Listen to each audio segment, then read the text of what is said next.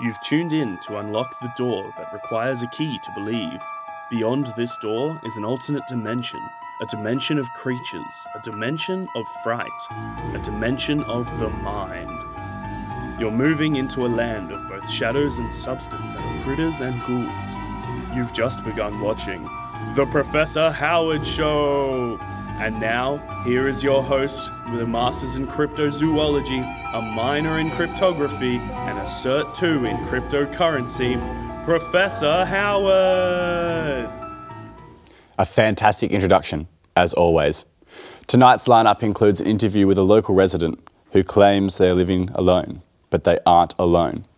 We also have a spirit haunting in from the area who remains tethered to this realm and has agreed to tell us his story and answer a few questions for us tonight.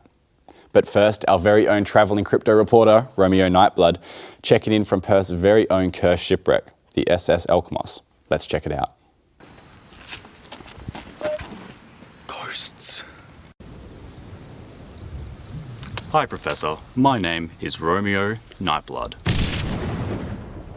I am at the Alkimos beach, 100 metres away from the Alkimos wreck, where locals have reported many different hauntings and spooky happenings that have happened over the past couple of decades.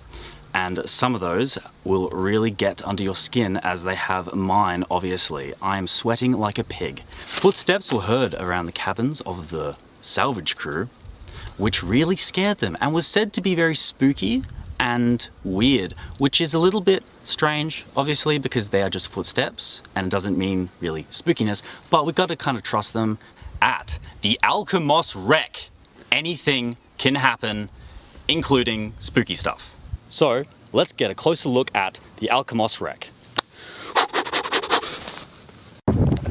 There it is, you getting that? There it is, there is the Alkimos. Can you feel the spookiness of that? That is scary, that is very scary. Oh jeez.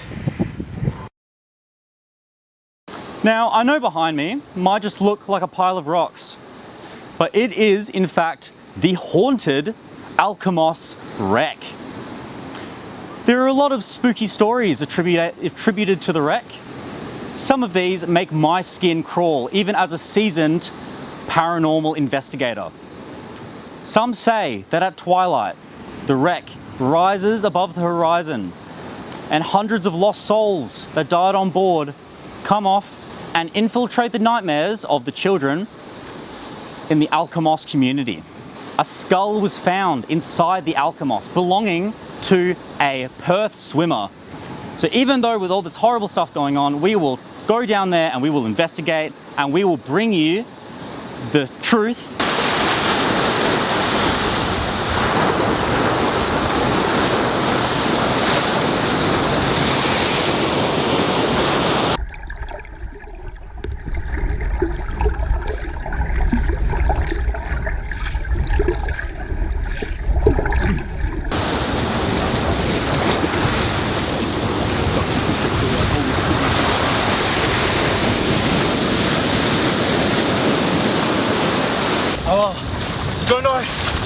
Don't know what happened.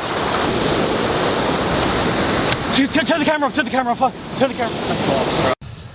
Well guys, that was one of the scariest things I've ever seen in my life.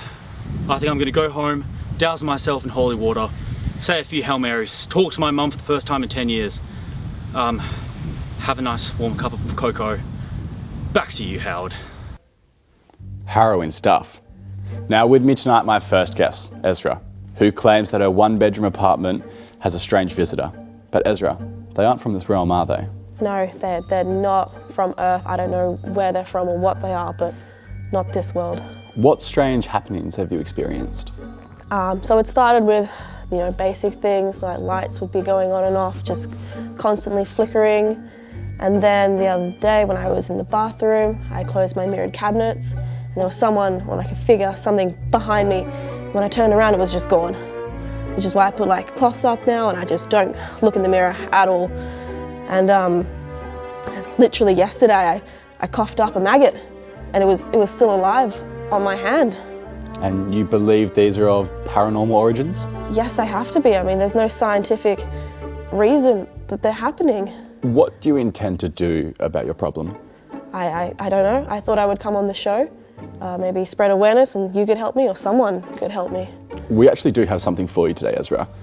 Me and the crew, we all chipped in together to get you this bottle of Professor Howard's legit holy water.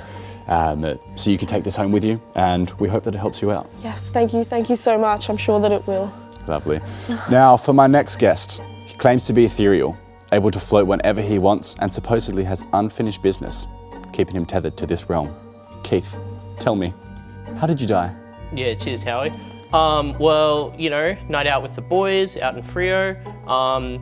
You know, having a bit of this, a bit of that, having a good night, but, you know, work in the morning, so got to get home, jump in my car.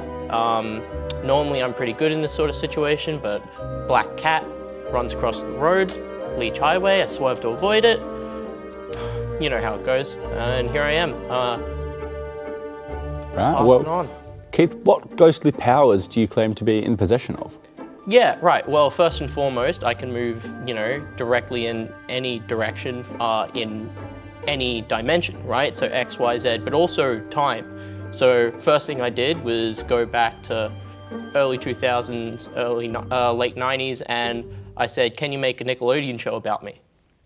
And that's where Danny Phantom comes from. Right. Yeah. Keith, what exactly is the reason you're unable to cross over? Right, so, you know, me dog's kind of my whole world, and, well, that and Danny Phantom, and they can't exactly take my dog out, you know, into the clubs, so he was still at home, so he wasn't in the car when I crashed and died. So, waiting for him to pass on. Obviously, I can't kill my own dog, but I am, you know, leaving the gate unlocked, knocking chocolates onto the ground, kind of hoping that it, you know, happens. Well, Keith, all the best of luck with that. Yeah. Although, we do have some viewers who have called in, and they claim you're not actually a ghost. What? So, in order to prove our viewers that you are a ghost, and that you are indeed not from this realm, we've put together a series of ghostly tasks for you. Do you mind? Yeah, nah, should be all right. Awesome, Yeah. beautiful. If you could just stand up where you are just there. Yeah. Be fine, awesome. Lovely. Okay, Yeah, now just if here? you could give us your best ghostly wail. Yeah, easy, right.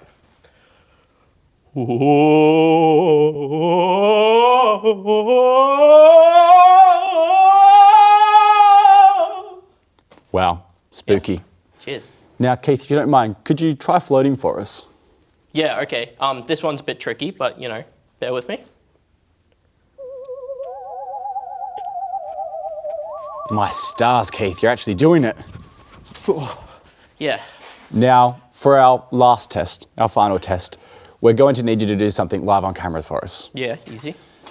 We need you to phase through the back wall of our studio. Phase through it. Just run straight through it using your ghostly powers. Yeah. Is that okay, Keith? Yeah, like in the show, just that wall? Just straight through it. Just that wall there. Yeah, all right, I can, yeah, all right. Cool, easy, yeah, that one. Just there. Yeah, Thank you. okay.